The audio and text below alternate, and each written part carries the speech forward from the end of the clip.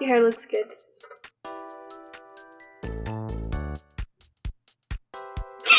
That's my Charlie Day impression. You don't know who that is. I do not know who that is. Hello, and welcome to the Your Favorite Book podcast. I'm Tanner. I'm Mallory. We're siblings. And we like books. And on today's episode, we are doing our Dragon Rider Readathon for 2024 final tier list. Yes! It's finally here, folks. Thank you so much to people who have followed along and read all of these books with us, or even just watched our reviews. Mm-hmm. It has been so much fun to do this themed month of dragon riding books. I have learned so much about your tastes and about mine. Yeah. And about dragons and why they should exist in real life. I wish they did. We read 6 different books this past month about dragon riders, and now it's time for us to rank all of them. Yes, we both have our individual tier lists. Mm-hmm. We're going to compare and contrast. Yes, I'm so excited to see what you thought. I know, same for you. If you want to watch us do more book reviews, please subscribe and leave a like. It helps the channel out a bunch. Yeah, and if you want to learn more about each of the individual book reviews we've done, we have all of our past 6 videos will all be an in-depth review for each book that we did this last month. So go ahead and check that out if you want to learn more about why we graded these the way that we did. These books I have graded on 2 curves.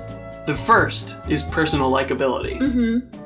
And the second is on how faithful this book was to the dragon rider genre. Mm-hmm. What I mean by that personally for me is that a dragon riding book should feel like the dragon and its rider have a personal emotional connection. Yes. And they grow together. Yes. So some of these books I was very surprised. I didn't know anything about like half of the books that we did for this month. Mm-hmm. And I was very surprised by how much some of these books neglected that aspect of the genre. The way that I ranked them was I made a list of all the Dragon Rider tropes that I feel like most of them embrace. Mm-hmm. And if they met those things, they got a higher score. And if they neglected some of them, they got a lower score. The first book that we read for June was Ascendant by Michael R. Miller, which I was very excited to read because obviously it was the first book kicking off our readathon. Mm-hmm. And I had heard that it was kind of like a heartwarming new take on the Dragon Rider genre. Yeah. And I really personally love this book. I liked it a lot too. It's high epic fantasy. Mm-hmm. There is a heavy focus on the relationship between the main character Holt and his dragon Ash. Mm-hmm. And it didn't feel so much like a new take on the Dragon Rider genre. It felt kind of formulaic. Yeah. And very tropey. Yes. But it does those things very well, in my opinion. Yeah, I agree. I had never heard of this book before, so I was kind of new. Yeah, it was one of the newer books I think it was on like our list. 2018 or 2019? Something like that. I think. I could be wrong. But I really enjoyed it. There was almost some video game lit RPG aspects in there, which That's what it felt like. Never read before, but I really found myself enjoying them. Yeah. And like you said, the relationship between Holt and Ash was so fantastic, and I love that in a Dragon Rider book.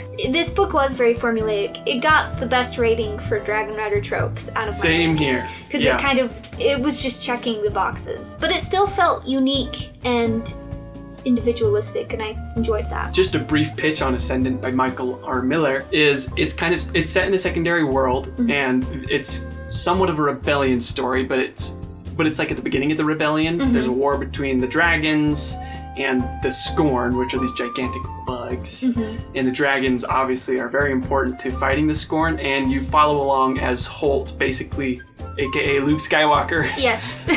Learns the Force, but the Force replaced that with dragon. Yeah. Learns these magical abilities that his dragon enables him to have to fight against the Scorn, and we learn about some maybe the Jedi Order are not as truthful or as reliable as they once thought. Yes. There's a lot going on in that book. It's not a very big cast of characters, but there's a lot of things going on behind the scenes with like the Dragon Riding Order and the Kingdom itself being these separate entities and those things falling apart. So for me, I rated it very high on both scales. I did too. And I put it personally in S tier. I did too! You did? Yeah, both of us put it in S tier. I'm actually surprised to hear you say that. I thought you might have put it a little bit lower. No, I put it in S tier. Because in our Eragon episode, I remember it was a little bit of a debate. It was a toss-up between Ascendant and Eragon. Yes, I pondered it. Yeah. And I liked Ascendant more than Eragon. Wow. Yeah. Okay, I'm so happy to hear that. Yes. It's just, it was refreshing. It was also the first one we read. Yeah. I loved the characters. I really liked the conflict. I enjoyed the lit RPG subtle stuff. I really liked it. S tier for sure. Yeah. I completely agree. I think this is the best Dragon Rider book that we read because the relationship between Holt and Ash is perfect. It's so fantastic. It's built on and they both grow together, too. Yes, they both learn their own skills. Ash has his own character arc. Holt has his own character arc. And their foundation is built really strong. Yes, and they both rely on each other. Sometimes in Dragon Rider books, you feel like you could take away the human and the dragon would do all the work. Yeah. Or the other way around. But that's not the case for this one. They both work together to solve conflict. Yeah. Some of the times the dragons feel like set pieces or like just world building for tone. Or super powerful mega bazooka.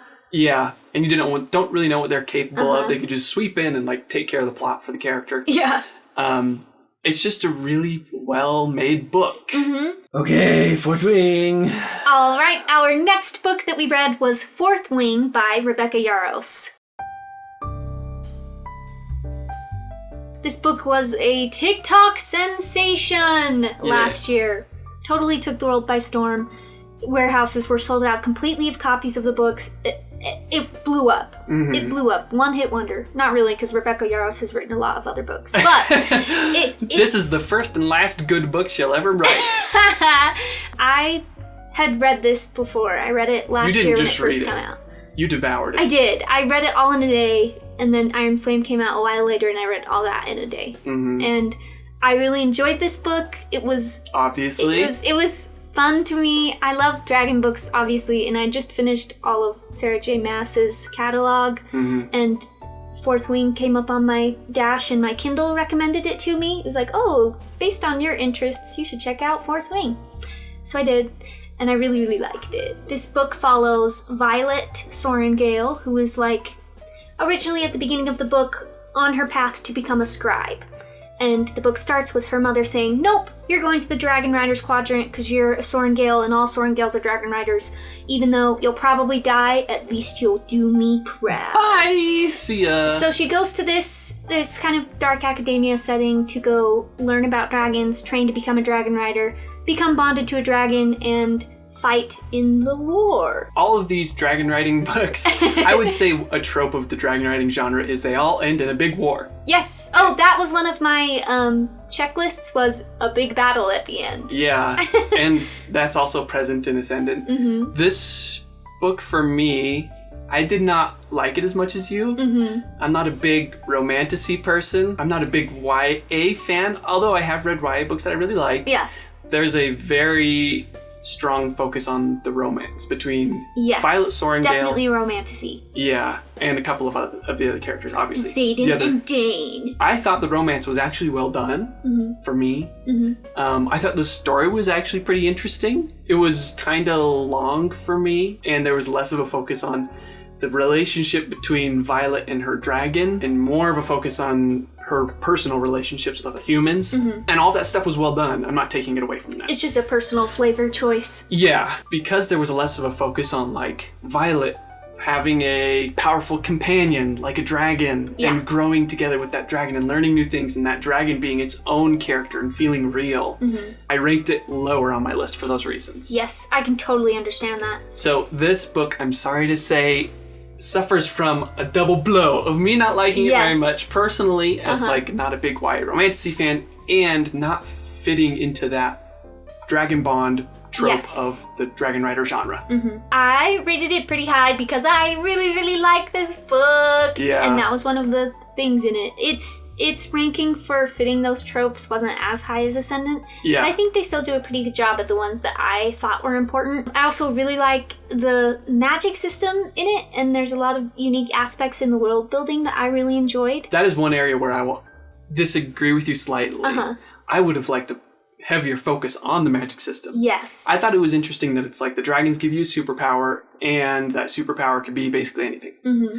And then these characters get together and use their unique powers to overcome obstacles. Mm-hmm. I feel like there was less of an emphasis even on that. And Yeah. it could have been, I don't know, better in my opinion. No, I totally see where you're coming from. I also have read the second book, and so it's hard to separate first book from second book for me, and too. I'm sure they do that more. And they expand more in the second book, which I know we're just doing the first book, but I don't care. It's where I ranked it. I would have liked it to do something similar to like, okay, My Hero Academia, or something like a Brandon Sanderson book where it's like with each obstacle that they have to overcome, the action scenes, they use their powers in a unique way together to, defeat the bad guys. Yeah.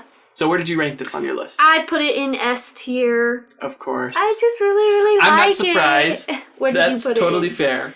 For me, I put it in B tier. I'm not surprised either. Okay, yeah. I told you it would get a double blow That's from me. That's okay. I think from a structure point of view, I think the story is good. I did like the romance, but it's just not my thing. Nope.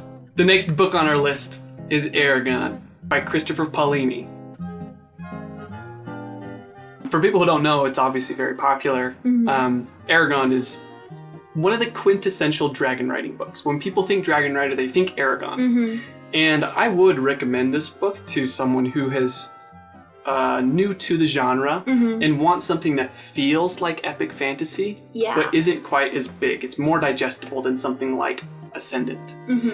Ascendant is filled with world building and magic systems. The plot is huge. bigger. If you love epic fantasy and you want a Dragon Rider book, I say go with Ascendant. Yes. But for Eragon, it's a little bit, I would give it to a younger or like a newer reader. I ranked this one a little bit lower on personal likability, even though I said the nostalgia factor was high. Yeah. I have learned so much about storytelling as I've grown older, and I really love a book that structures its story well. That's part of the reason why I love Ascendant so much. Not only does it match like the types of stories that I love, with tons of world building, high epic fantasy, secondary world, all that stuff, it's also paced really well. Yep. And in terms of Dragon Rider tropes, I ranked it also lower than I expected to. Yeah. Because the relationship between Eragon and Saphira, it doesn't have that emotional punch.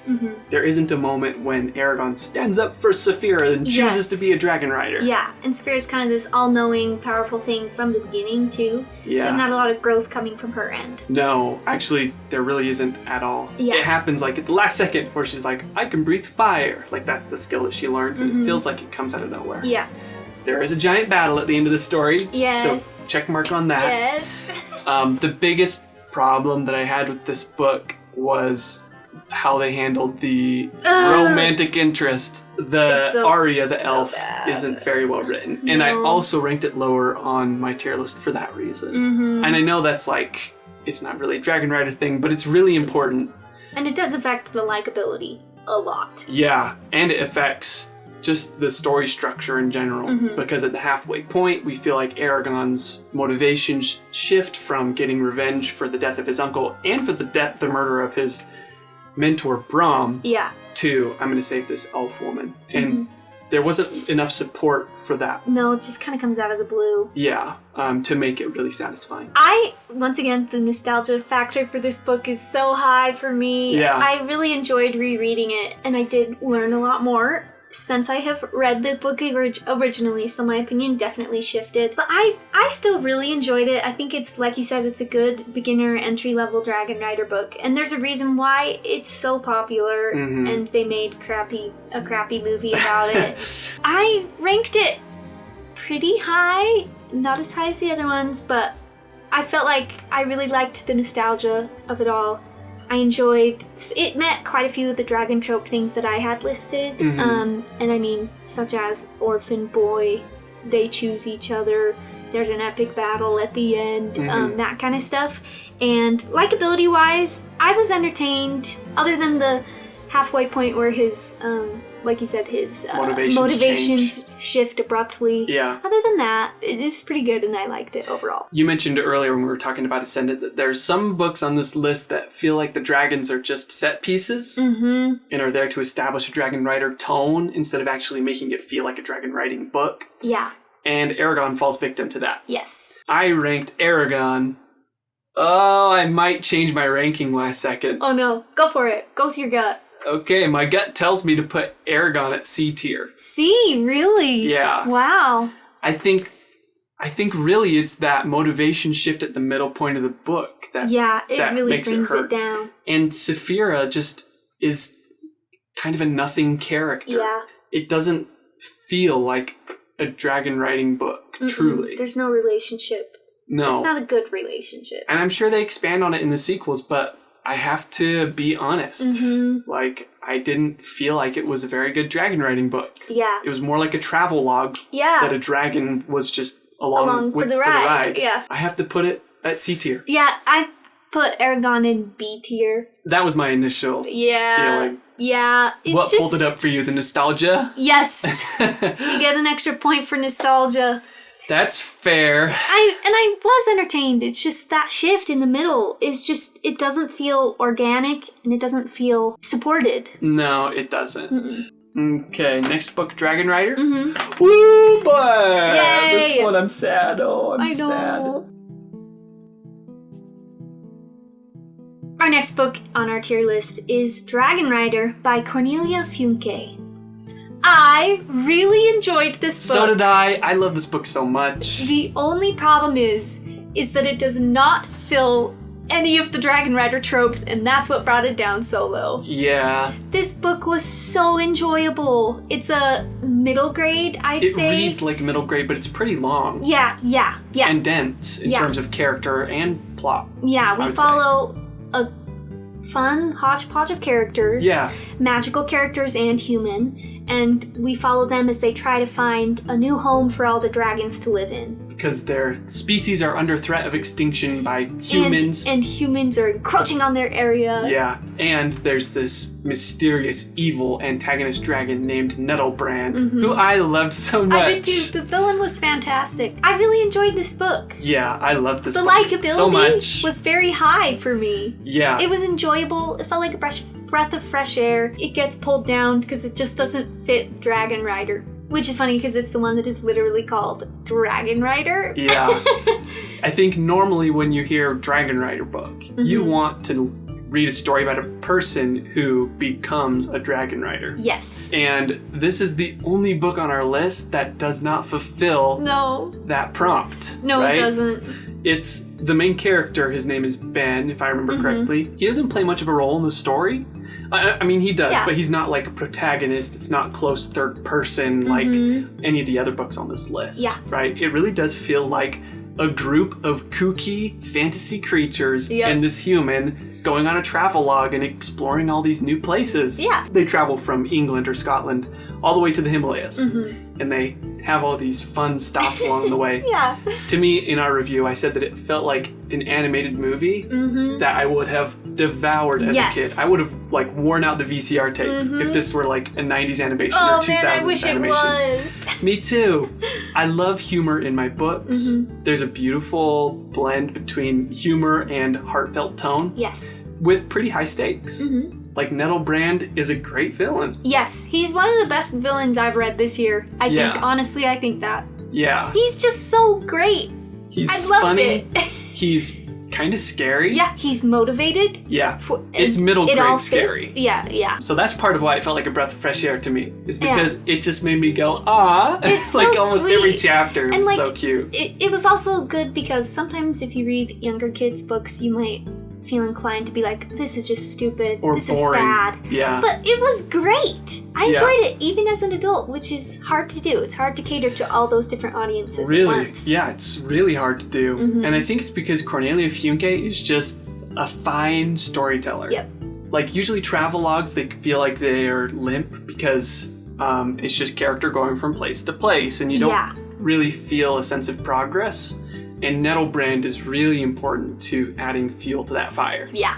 Where it feels like they're going from place to place, not just because they're looking for a new home for the dragons, But Nettlebrand is on their trail. And they have to thwart his plans while finding a safe haven. But they can't find a safe haven because then he'll find it. It's great. It's great. It feels tense. It's simple, but a lot of readers, writers, even like in adult fantasy or YA fantasy, neglect that aspect. Yeah. Like there are certain mechanics you can use to push your plot forward. And having Nettlebrand or a great antagonist is one of them. Yeah. You can also add a ticking clock element. That isn't quite present here, but that's functionally what Nettlebrand does in the story. Yeah. It's written in omniscient third person, so you even get some chapters from Nettlebrand's perspective as he's like on his quest. Good. And they're so adorable. Yeah. I love this book. I do so too. On a likability scale, it was super high for me. I agree, but not meeting those tropes brought it down. Yeah. And I rated Dragon Rider on a B tier.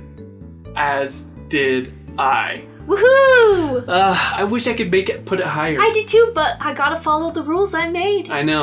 Same here. It's kind of a victim of not fitting in its genre. Yes. If we were doing like middle grade fantasy books, S tier. Easy. Can't recommend it enough. Yeah. But if you want a dragon riding book where it's about a person becoming a dragon rider, it's F tier. I'm sorry. That's why it's in the middle. Dragon Rider is the miscongeniality of our group. Yeah, and it's named Dragon Rider. It's so funny. So, I'm so sorry to this book. I want to apologize to my family. I want to apologize to Cornelia Funke. I love this book so much. I did too. It was great. But we have to give it a B tier. Dragonflight by Anne McCaffrey. Oh my god, are you okay? I couldn't even hold in the vomit after you said the name of the book. I feel bad for saying that we really didn't like this book. I'm sorry, I hated it. Because I think it's well regarded. Ever since that episode, I've just felt like, oh, people are going to hate us for this thing. But I really just didn't enjoy this book. Me either. It's not just because, like, it didn't fit the dragon riding tropes, because in a lot of ways it does. It does feel like a dragon riding book. There is less of an emphasis on the bond between dragon and rider. But there's a big battle at the end, and the dragons are an integral element to solving the problem that the characters are trying to overcome at the beginning. Yeah. Structurally, it's also sound, story-wise. So, for me, I'm a story nerd, right? I like to see my structure. Like, here's your beats, and here's your acts, right? And it does fit, but personally there were some elements of the story that kind of annoy me in a book. Yeah. Like time travel. I'm not a big time travel fan. Yeah. And that is like a key element to solving the problem of the story. And the romance, oh my god. I don't even think you should call it romance. No. Honestly. Technically. Honestly. I also didn't like categorically it's a romance. Oh gosh. I didn't like the pacing either. There was some time skips outside of the time travel, just general time skips that I didn't. That's the other thing that bugs enjoy me it. Too. It's just, but that is purely personal taste. Yes. Right. But I also think it could have been done better, because there were times when I didn't realize we skipped 3 years until 3 chapters into 3 years later, and someone's like, "Oh, that little boy's 3 years old now," or and the I'm main like, character "What?" is 3 years older. Yeah, I just felt like there were some things that were textually missed, or just not laid out clearly, and I felt a little stupid reading it sometimes. I did too. Because I was like, a little lost. I need to focus at 110% to understand this conversation that's happening in the book. Yes, to briefly describe what the story is, it's about. Oh, I almost said Tessa. That's our cousin's name. Lessa. Lessa? It is Lessa? Yeah, right? Lessa. Okay. Lessa, it's basically about her becoming a dragon rider. There's kind of a dual protagonist thing going on. It's kind of similar to Dragonflight, where it's written in omniscient third person. Sorry, Dragon Rider. You're good. Where it's written in omniscient third person, and it kind of switches between POVs between Flar and Lessa. And those two are... They have the most screen time. Yeah, they're basically like the king and queen of the planet. Yeah. And it's about these two characters trying to convince the world that the threat of this strange, mysterious thing called the Threads is going to come and destroy them, and the dragons are the way that they stop that threat. Yes. And it's not until the end of the book that they reveal what that thing is. To be fair to Dragonflight, the world building is fantastic. Yeah. Especially in the Super first couple interesting. chapters. Mm-hmm. The intro is really great. It's spectacular. Mm-hmm. You feel immersed right away. Mm-hmm. Lessa feels like a cunning and powerful character. Mm-hmm. An underdog who's an orphan. Her family, her royal family, was killed by this evil king, and she overthrows him at the end of the first act. Mm-hmm. And that stuff is super satisfying. Like the first act of the book I really loved. Yeah. And the writing itself is gorgeous. The prose is basically immaculate. Mm-hmm. She has such a powerful grasp of language and establishing an amazing tone and an amazing sense of mystery. Mm-hmm. It falls apart right after the first act. Yeah, it really does. I enjoyed the first act as well, and then the book kept going, and I wish it hadn't. Yeah. And I think the problems are that it sets up these great mysterious things at the beginning of the book, and then they aren't paid off in a very satisfying way. Yeah. Like, she makes the threads feel like this otherworldly threat. Like, I thought there was going to be a battle between dragons and aliens. Yeah. But Spoiler it's not. alert. Spoiler alert, it's not that satisfying. No. So that wonderful sense of mystery you have at the beginning of the book isn't really paid off. No, it's not. There isn't a very strong bond between dragon and rider. Lessa is chosen to be a dragon rider, and she's like the queen of the dragons. Her dragon is the queen of the dragons, and they need like a new female to procreate and create more dragons. And that relationship isn't very strong. I don't even remember her dragon's name. It's weird. Remora or something like that. Like, there's no emphasis on the relationship between the rider and the dragon. And it's just like, she's like, Lessa is instantly enamored with her dragon because she's so pretty, and that's all. Yeah. That's it. It's like, can we do some more character building here, please? No, she needs to look into her eyes a little bit longer. Yeah. I didn't like it. I actively hated the relationships. Oh yeah, I did too. Actively hated the romance, not romance, turned Quote, Stockholm unquote. Syndrome, turned abuser. Yeah. I didn't like it so much. It pulled the whole rating down. Yeah. It pulled it way down for me too. I really enjoyed some of the world building elements. Super interesting at the beginning, but then once they got resolved, it just was kind of like, oh, that's what you chose to do with that? Oh, okay. Yeah. And the time travel just felt weird to me. Maybe it would feel less out of place if we read more into the story, but I am also of the opinion I don't like time travel. I think it ruins your story. And the time travel that they use spoils itself very early on, because, that's what happens with time travel. Yeah. I don't know. I just really didn't like it. If you want a more in-depth review of this book, go ahead and listen to our podcast. Yes. We get into it more. Uh-huh. But I have to rank Dragonflight to where my heart tells me it belongs. Where? F tier. F tier for me too! Okay. Not even a choice. Not even a thinking about that one. Instantly goes to the bottom. I know. I'm sorry. I just feel like didn't just like because it. it's an old book and a lot of other people like it and she's such a good wordsmith, I feel like I should be generous and give it D tier, but I can't. F tier was generous for me. Wow. Okay, you hated it that I much. really didn't like it. I didn't like it either. Truly.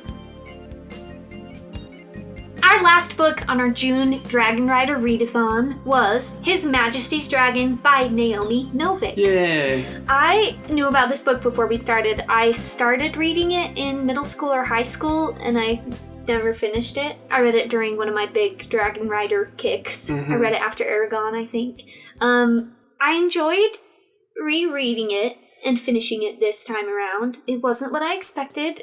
I also got bored the second time around reading it, but I think I was mostly bored for personal taste reasons more than crappy book reasons. The book follows William Lawrence, captain of the Reliant, who serves in the British Navy, and he gets chosen by a dragon, and they bond, and he becomes a dragon rider, and he basically moves from the Navy to the the Air Force, the British Royal Air Force. But it's dragons instead of airships, which was really interesting. Yeah. It's a great premise. And we follow him on his training montage, and then there's battles, and it sets it up great for the rest of the series. I had never read this book before. I did not know what to expect, so when I heard the premise, I was instantly interested and hooked. Unfortunately, I think the premise kind of carries most of this story. It's the same issue as Maze Runner. Yeah, it is. It's premise heavy. Yeah. And then there's kind of a lack of follow through with the conflict that they establish early on. But there is more of a bond between Dragon and Rider than some of the other books that we've ranked recently.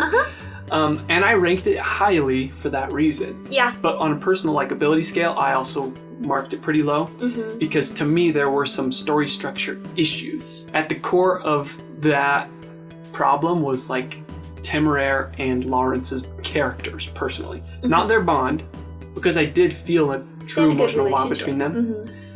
I just feel like there was a lack of a theme. Yeah. Lack of something to say for Lawrence. Like, what is he fighting for? Who does he become by the end of this book? Yeah. Other than just, he rides a dragon now, you know? Yeah, I wanted there to be more power behind it, maybe. More emotional power. More get-go. Yeah. Instead of just being like, oh, this happened. Oh, never mind, this happened. Okay. Yes. Just a little bit. Totally. The consequences don't get met. Especially... There aren't consequences. No, there aren't Well, there are, but they're just not super satisfying or impactful because Lawrence feels like somewhat of a passive character. He'll let bad things happen to other people around him because he's all about duty. Yeah. And that doesn't make him feel like a very strong character to me. No. And it would be great if he, you know, had to learn that, well, if you always follow the rules of your superiors at any cost, then there has to be, like, a bad thing that happens to you that makes you change your mind. And you're like, well, why are rules there in the first place? Yeah, let's challenge that. Yeah, and that doesn't happen. Yeah, it felt like that should have been the theme. But it wasn't there. Like, if there was a theme, there wasn't one. If there was one, that's what it would be. The theme should be always follow the rules no matter what. Well, like, challenge that thinking. Yeah, exactly. Yeah. No, I completely agree. From the first act to the second act, it basically goes from Temeraire and Lawrence becoming a dragon riding pair, and then there's a training montage. And up until that point, I thought it was a pretty satisfying story. I thought it was interesting. But because it has a lack of direction, the last act feels like, and some things happen, there's a betrayal, and then there's a big battle. Yeah. And even the battle itself, on paper, it should be super interesting, right? Dragon versus dragon warfare, and the dragons are huge, gigantic. Yeah. Like, they have cannons built on the sides of them, and there's like there's like 2 stories where you can build below decks on the dragon. Like, yeah, that sounds so cool. But even the action itself boring. wasn't written very well. It was boring. It was easy for me to just click off, tune out. Yeah, I felt the same exact way. Personal likability, it just wasn't my cup of tea. Same. I just don't really like Regency era kind of stuff, and it felt like that. And it didn't meet as many of the Dragon Rider tropes as I wanted. It met a good few, but not as much because of all the Regency stuff, I think. Where else did it lack for you from the dragon riding trope stuff? Because there's the big fight at the end. Yes. There's the dragon bond was pretty good, for me at least. Yeah. There were no magical powers. Yeah. I guess there kind of was at the end, but once again, it was like in the epilogue. It wasn't really even in the book. We do talk about that on our episode, where it feels like Temeraire's magical abilities come out of nowhere, seemingly. And Lawrence is not orphaned. I saw that as a subversion of the trope, and I appreciated it. I did too, but it just wasn't committed enough. The last thing I didn't like was Lawrence was a little bit fine with the dragon choosing him, and then maybe the dragon was taken away, and he was like, okay, I'll go back to my regular life, and they're like, never mind, you're back in, and he's like, okay, I guess I'll go back to my new life. Yes. The choosing each other didn't feel as powerful or as strong, similar to Saphira and Eragon. Yeah. In my opinion. I completely agree. That's why Ascendant ranks so highly on my list. Is it does what Hunger Games does really well, where the main character shows you how much being a dragon rider means to them. And it's so powerful. Yes. You can go the other direction. We talk about this in our episode, and I keep on saying that, where Lawrence is forced to be a dragon rider, and he doesn't like it. Similar to Gideon the Ninth, where she's forced to go on this quest with Harrowheart to help her become a lictor, and she doesn't like it. And those two go from enemies to lovers at the end, right? There's an arc there. Yeah. But the arc stays the same between Temeraire and Lawrence. There's no change. Lawrence is just passive, and the story suffers as a result of that. It does. I ranked it as C tier. Wow, really? Okay, that surprises me. I really didn't like it. Yeah. I wanted more. Yeah, I did too. Wow, maybe I should put it at C tier. I put it at B tier, but I might put it at C tier as well. I just feel like if you're gonna have a pirate turned dragon rider, you should let him be more piratey. And then he goes into this other world where he's an aviator and he changes the way things work. Yeah, or his environment changes him. Mm-hmm. Or he's like super naturally great riding the dragons because he's like, this is way easier than a ship on swelling waves that go 45 feet in the air up and down. Like, this is easy. Like, I don't know. I wanted more pirate captain because that was his whole life beforehand. And then he's like, okay, complete change. I'm a whole different person with no growth. Yeah. Somehow. I don't know how they managed that. I think I agree with you. I'm going to change mine to C tier. Okay. Because almost all the pieces are in place to tell a satisfying story. They just need to change the dials. They're not connected. Yeah, it's not honed in. Thank you so much for joining us for our tiered list of our Dragon Rider Readathon. Once again, please comment down below what you thought of these books, and if you have any ideas for future Readathons, we would love to hear them. We have our own plans for things we want to do, but we would love to read more Dragon Rider books to keep adding to this tier list. I'm surprised that there are no books in the A tier list. Yeah, I thought about putting Eragon in the A tier, but I didn't. I think it was a story structure problem for me. And I kept on bouncing in between A tier and S tier for Fourth Wing. Yeah. But I just liked it so gosh darn much. That's completely fair. Yeah, that's surprising. Well, we need some more A tier Dragon Rider books. Yeah, so let us know. Any recommendations of Dragon Rider books that we've missed that you'd love us to read and review? Please let us know. Subscribe if you want to follow more of us. We love reviewing sci-fi fantasy books. Yes. We're going to do more of these themed readathons in the future. We can't wait to share them with you. Yeah. And to read these new books. Thank you all for listening. Bye. Goodbye.